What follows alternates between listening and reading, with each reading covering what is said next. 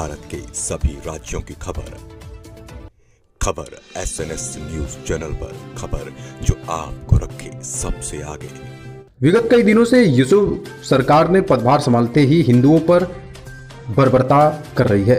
उसी के खिलाफ आज दोपहर को महारैली का आयोजन सिहोरा के दुर्गा मंदिर में किया गया था। सिहोरा के मुख्य मार्गों से रैली सिहोरा पुलिस थाने में जाकर सिहोरा थाना प्रभारी नितिन मदनकर को ज्ञापन सौंपा। इस महारैली में विश्व हिंदू परिषद तथा बजरंग दल एवं महिला तथा बीजेपी के कार्यकर्ता एवं सिहोरा की महिला सरपंच भी शामिल रही।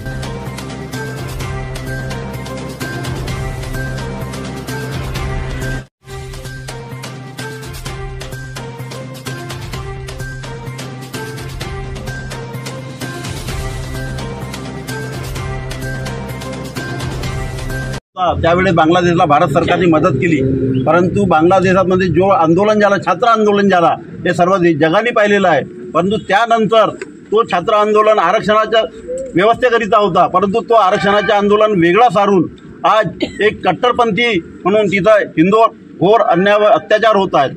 आपण दररोज पाहत आहे की तेथे हिंदू महिलावर किंवा बाकी जे हिंदूंचे जे आपले वरिष्ठ व्यापारी आहेत त्यांच्यावर कशा प्रकारे अन्याय आणि अत्याचार होत आहे।